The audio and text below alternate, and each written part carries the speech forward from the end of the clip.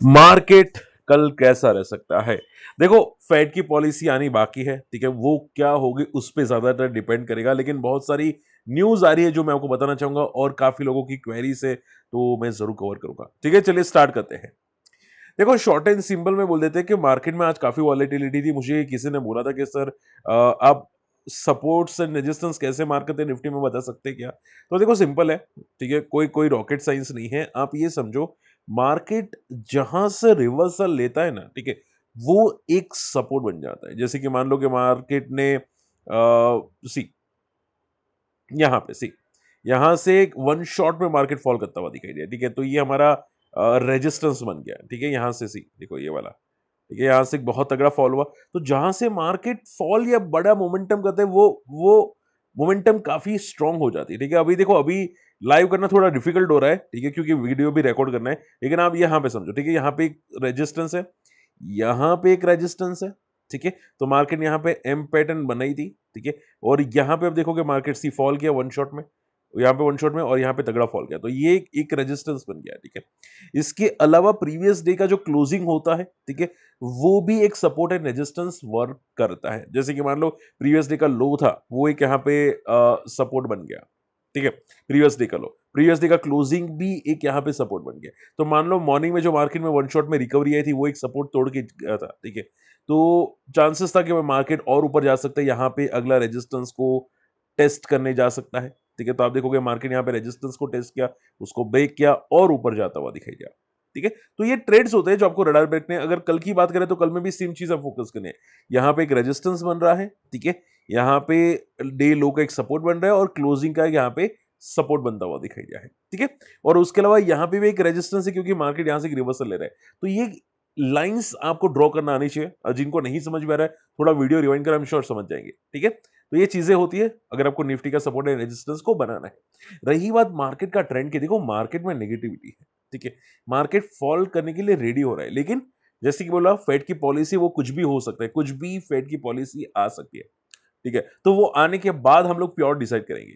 आप सिर्फ ये समझो कि अगर मार्केट गैप अप ओपन हुआ, तो चांसेस है कि शायद थोड़ा बहुत पॉजिटिव चला जाए, क्योंकि शॉर्ट कवरिंग आ सकती है। ठीक है, और अगर मार्केट बहुत ज्यादा गैप डाउन ओपन हुआ, ठीक है, तो फिर मार्केट में फॉल, आप बोल सकते हैं यहाँ पे गैप डाउन ओपन होने के बाद थोड़ी रिकवर करके फॉल करने की चांसेस है। ठीक है, बस उतना ध्यान में रखने की कोशिश जरूर कीजिएगा। चलिए, फटाफट आप लोगों की क्वेरीज लेते हैं, सॉरी, इंपॉर्टेंट न्यूज कवर करते हैं। एफआई की खरीदारी है, छोटी सी है लेकिन है। देखते हैं यहाँ पे कि फेड की पॉलिसी के बाद क्या आता है। डाउ जोन्स भी आप देखोगे म्यूटेड है, कोई मोमेंटम ज्यादा दिखाई नहीं दे रही है यूएस मार्केट के अंदर। अब देखो, सबसे इंपॉर्टेंट है इजराइल ईरान की वार। ठीक है, ये देखो वार लगातार चलती हुई दिखाई दी है। ये वार बहुत ज्यादा इंटेंसिफाई हो चुकी है। इवन रशिया बीच में एंटर कर चुका है। रशिया ने बोला कि अगर ये वार में कोई पार्टिसिपेट करता है, लाइक यूएस या और कोई, ठीक है, तो फिर यहाँ पे वो रशिया का गुस्सा का सामना करना पड़ेगा। ठीक है, इवन मैंने देखा था कि यहाँ पे काफी मिसाइल्स भी छोड़ी है और न्यूक्लियर की भी बात की गई है। तो क्या ये ज्यादा और इंटेंसिफाई होगा, देखना पड़ेगा। ठीक है, क्योंकि ये वार बहुत ज्यादा इंटेंसिफाई हो चुकी है। ठीक है, आप देखोगे इसराइल का बहुत सारे जगह पे यहाँ पे आप बोल सकते हैं मिसाइल्स दागी गई है, प्रॉब्लम्स भी क्रिएट हो रही है। ठीक है, तो ये कहना मुश्किल है कि अभी आगे क्या हो सकता है। ठीक है, ये सिचुएशन बद से बदतर हो रही है, बट देखते हैं क्या होता है, क्योंकि ये चीजें टोटली नेगेटिव है मार्केट के लिए। और देखो, इस पे देखो एक ही चीज होगा कि क्रूड ऑयल थोड़ा बूम कर सकता है। ठीक है, आप देखोगे क्रूड ऑयल थोड़ा स्टेबल है, लेकिन क्रूड ऑयल बूम करता हुआ आपको दिखाई दे सकता है अगर वार ज्यादा इंटेंसिफाई और ज्यादा प्रॉब्लम होती है ईरान को, तो ये थोड़ा सा नेगेटिव इश्यूज क्रिएट कर सकता है। ठीक है, चलिए, अब देखो यहाँ पे नए रूल्स आते हुए दिखाई दिए। अब देखो, गवर्नमेंट की बहुत सारी कंपनीज होती है, पीएसयू कंपनीज। ठीक है, उसको अगर डीलिस्ट करना है, तो ये बोला है कि भाई 90% का स्टेक या उससे ज्यादा होना चाहिए। ठीक है, तो आप डेफिनेटली डीलिस्ट कर सकते हो, और फिक्स प्राइस होनी चाहिए डीलिस्टिंग के लिए। तो कुछ पीएसयूज कंपनीज के लिए यहाँ पे डीलिस्टिंग की बात की गई है, तो यहाँ पे ये प्रोसेस होना चाहिए। ठीक है, तो 90% का स्टेक होना जरूरी है। तो अभी बीच में गवर्नमेंट करी थी ना पीएसयू बैंक, पीएसयू कंपनी में, कि 75% का बिलो स्टेक लाने की कोशिश करी थी। अगर उसको अभी डिलीज करनी है तो 90% से ज्यादा स्टेक करना पड़ेगा। ठीक है, यानी कि बायबैक करेगी, बहुत सारी चीजें करेगी। ठीक है, तो ये जो भी ट्रेडर्स होंगे उनके लिए बेनिफिट हो सकता है। ठीक है, तो ये इन शॉर्ट में ये रूल पॉजिटिव है। इसके अलावा और एक रूल आता हुआ दिखाई दिया कि हमारे गवर्नमेंट बॉन्ड के अंदर एफआईबी आ सकते हैं, एफआईबी एंट्री कर सकते हैं। तो ये न्यूज़ भी पॉजिटिव है। तो इन शॉर्ट में मार्केट के लिए ये चीज़ें पॉजिटिव आ रही है। ठीक है? तो ये ज़्यादा नेगेटिव मत सोचो, ये मार्केट के लिए पॉजिटिव आ रही है। ठीक है? तो जितने भी अपडेट्स आई है मेन अभी तक वो पॉजिटिव आती हुई दिखाई दी है। इसके अलावा जियोफिन, अब देखो जियोफिन यहाँ पे क्या कर रहा है, उसने फुल कंट्रोल ले लिया है एसबीआई के पास से। ठीक है? एसबीआई के पास पहले कंट्रोल था जियो पेमेंट बैंक का, अब उसका कंट्रोल ले लिया है जियोफिन ने। ठीक है? तो ये चीजें पॉजिटिव है और इसकी वजह से जियोफिन कल थोड़ा बहुत पॉजिटिव रह सकता है। लेकिन देखो जैसे कि मैंने बोला, न्यूज को देख के ट्रेड करने की कोशिश मत करना। ठीक है? न्यूज चीज अलग होती है, ट्रेडिंग अलग होती है। ठीक है? न्यूज को कंपेयर मत करना ट्रेडिंग से, और अगर करनी है तो एफ एंड एक्टिव स्टॉक मत फोकस करो, non F and stock focus करो। ठीक है? वो ज्यादा बेनिफिटेड है। ठीक है? क्योंकि आप इसमें ट्रैप हो जाओगे, एफ एंड स्टॉक्स में ट्राई करोगे ट्रैप हो जाओगे। ठीक है? तो हाँ, आप पूछो सर क्या इसकी वजह से पूरा रिकवर होगा? नहीं, ऐसा नहीं होगा। ठीक है? क्योंकि ये छोटी मोटी न्यूज है, इससे ज्यादा इंपैक्ट भी नहीं पड़ेगा। ओके? जियो फिन के लिए 100 करोड़ ज्यादा बड़ी बात होती नहीं है। ठीक है? अब देखो डोनाल्ड ट्रंप के स्टेटमेंट्स आए हैं कि पोवेल साहब आज पॉलिसी को कट भी नहीं करेगा, ऐसी न्यूज आ रही है। मतलब ट्रंप ने खुद स्टेटमेंट बोले हैं कि वो रेट कट नहीं करेगा। लेकिन देखते हैं क्या क्या ट्रंप को गलत साबित करता है पोवेल साहब, और क्या उसकी वजह से मार्केट बूम करता है, देखते हैं यहाँ पे। ठीक है? क्योंकि डाउ फ्यूचर्स तो अलग ही धुन में जा रहा है। ठीक है? तो देखते हैं यहाँ पे क्या होता है, लेकिन चीजें पॉजिटिव आ रही है। आई थिंक सो, मुझे लगता है कि शायद हो सकता है कि रेट कट कर भी ले फेड। ठीक है? तो ये मुझे लगता है कि शायद कुछ ट्विस्ट आ सकता है। चलिए उसके अलावा टाटा मोटर्स, अब देखो टाटा मोटर्स यहाँ पे बहुत बड़ी एक फैसिलिटी को इनॉग्रेट करा है। ठीक है?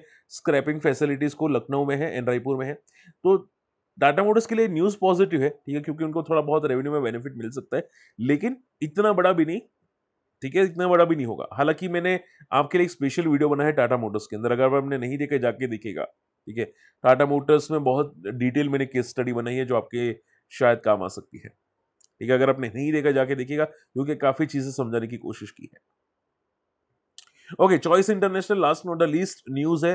इन्होंने 50% स्टेक लिया है इंश्योरेंस ब्रोकिंग के अंदर, जो पॉजिटिव है। ये देखो चॉइस इंटरनेशनल काफी भाग चुका है, हम लोगों ने बीच में देखा भी था।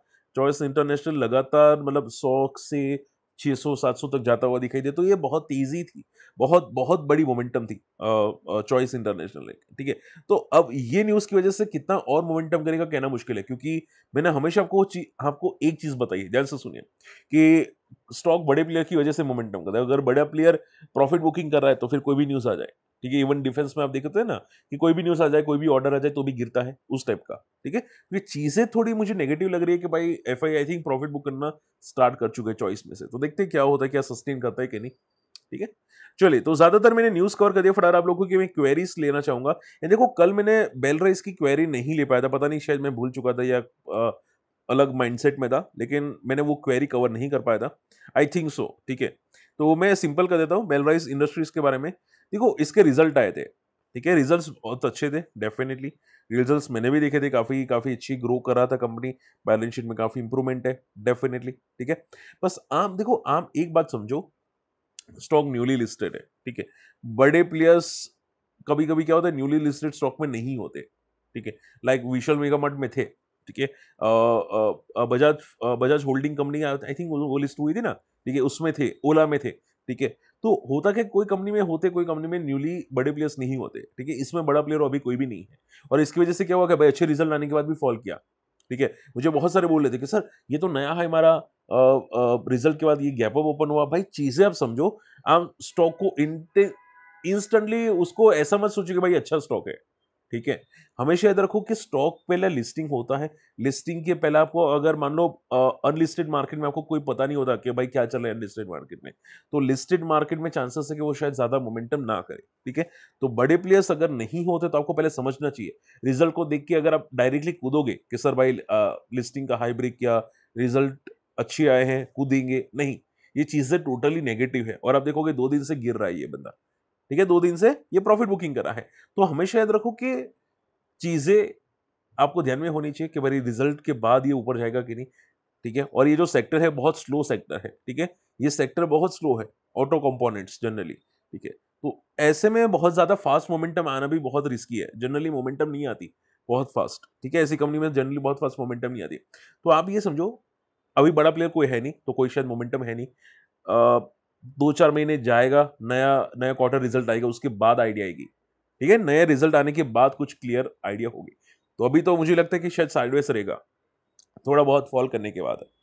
चलिए इंडियन ऑयल के बारे में डिस्कस कर लेते हैं। Indian oil sorry star tech के बारे में मैं बोलना रह गया। स्टारलाइट टेक, देखो स्टारलाइट टेक यहाँ पे अभी ये समझो कि मैंने आई थिंक बोला भी था मैंने शायद कि ये जो मोमेंटम आई थी वो न्यूज की वजह से मोमेंटम आई थी। ठीक है, जो भी मोमेंटम थी न्यूज की वजह से थी। अब मान लो एक दिन 20% की सर्किट मारे स्टारलाइट टेक, ठीक है, और दूसरा दिन स्टॉक गैप अप ओपन हुआ, 11% ऊपर गया, 14% ऊपर गया।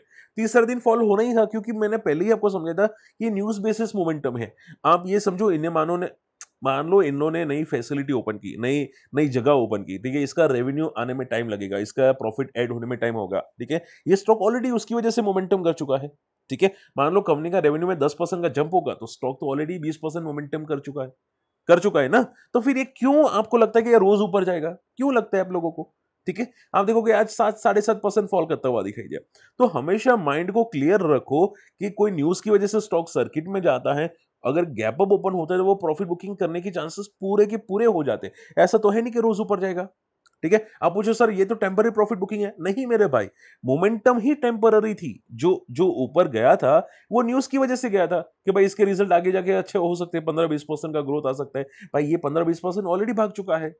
ठीक है, तो वो तो प्रॉफिट बुकिंग करेगा ही ना, क्योंकि उसका रिजल्ट अभी तक आया नहीं है। अब रिजल्ट आएगा 1 क्वार्टर के बाद, 2 क्वार्टर के बाद, 3 क्वार्टर के बाद अच्छे रिजल्ट आएंगे, तब तक तो ये स्टॉक पिट चुका होगा। ठीक है, तो ये टेम्पररी मोमेंटम थी, आपको समझना चाहिए था। और अब मैं क्या बोल सकता हूँ यहाँ पे, ठीक है, तो चीजें ध्यान में रखो। हमेशा ऐसे स्टॉक में सिर्फ ट्रेडिंग की जाती है, और आपको पता होना चाहिए कि भाई क्यों मोमेंटम कर रहा है, और ये चीजें हमको पता होती है क्योंकि एक्सपीरियंस बंदे हैं। ठीक है, इंडियन ऑयल के बारे में बताओ। देखो इंडियन ऑयल पूरा का पूरा मरा पड़ा है, ऑलरेडी मैंने चेकआउट किया था इंडियन ऑयल। ठीक है, कोई मोमेंटम है नहीं।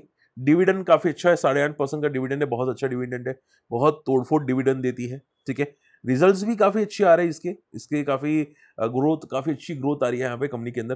ठीक है, बस आप ये देखो एक बात ध्यान में रखो कि मोमेंटम कोई है नहीं, और जनरली ऐसी जो कंपनीज होती है ना, ऑयल एंड रिफाइनरी की कंपनी होती है ना, उसमें ज्यादातर मोमेंटम आती भी नहीं है। देखिए बहुत रेयर मोमेंटम आती है, और आती है तो मतलब 5 साल में, 4 साल में एक बार होती है और फिर वापस गिर जाती है। और आप देखोगे गवर्नमेंट का स्टॉक है, पीएसयू है, ठीक है? तो ऐसी बहुत बड़ी मोमेंटम नहीं आती, और पीएसयू में जनरली रेयर कंपनीज में मोमेंटम आती है, हर पीएसयू में मोमेंटम नहीं आती, ठीक है? ये साइडवेज है, मरा पड़ा है, इसमें कुछ भी देखना बेवकूफी है। हाँ, अगर आपको लगता है डिविडेंड के लिए देखना है तो डिविडेंड के लिए देख सकते हैं, 8.5% का डिविडेंड विच इज बेस्ट, ठीक है? बट उसके अलावा कुछ और चीजों में देखना नेगेटिव है, ठीक है?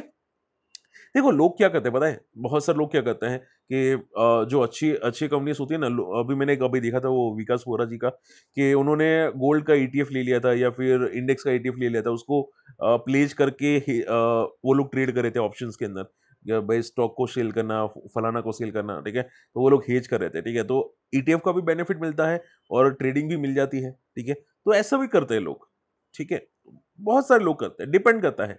और इसमें भी अगर हम लोग करते हैं मान लो, तो आप सोचो कि भाई इसको लेके प्लेज कर देते हैं तो इसका तो डिविडेंड भी मिलता रहता है 8.5% का। ठीक है, तो एक टाइप का एफडी हो गया, और इसके अलावा वो फंड भी यूज कर सकते हैं। ठीक है, बट वो फंड सिर्फ सिर्फ ट्रेडिंग के लिए यूज होता है, फिर इन्वेस्टमेंट के लिए यूज नहीं होता। तो एक एक स्टॉक को ट्रेड अगर प्लेज करते हैं तो उसका सिर्फ ट्रेडिंग की जाती है, फिर नया स्टॉक नहीं ले सकते हम लोग। ठीक है, इंडियन ऑयल जीआरएससी। अब देखो एक लास्ट क्वेरी है जीआरएससी की।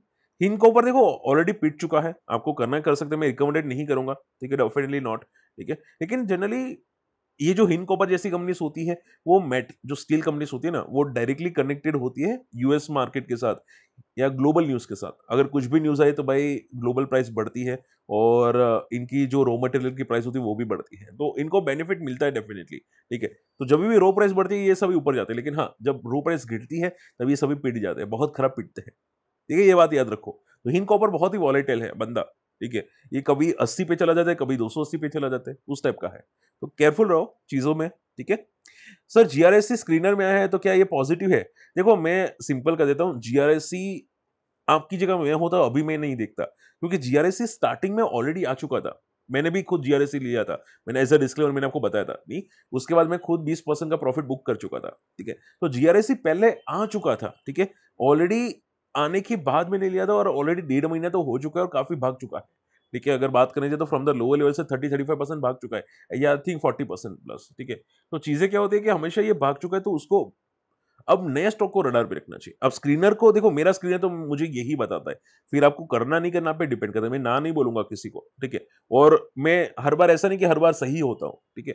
लेकिन मेरा मेरा थॉट प्रोसेस यही है कि एक बार ऑलरेडी भाग चुका है, जब स्क्रीनर में 2-3 बार आया था उसके बाद 30-40% भाग चुका है। तो अब कहना बहुत रिस्की है, आप समझ रहे हो? ठीक है? चलिए। एंड हाँ, देखो, धन में अकाउंट नहीं है, आप दूसरे ब्रोकर में आ सकते हैं, ज़ीरोधा या स्टॉक्स ज़ीरोधा या फायर्स में आ सकते हैं, ठीक है? चलिए, तो ज़्यादातर क्वेश्चन कवर कर दिए। आई होप आज का वीडियो पसंद आया, वीडियो शेयर कीजिएगा, चैनल सब्सक्राइब कीजिएगा और फ्री टेलीग्राम चैनल में नहीं है, जाके जॉइन ज़रूर कीजिएगा। मिलते हैं अगले वीडियो में, तब तक के लिए गुड बाय, जय हिंद।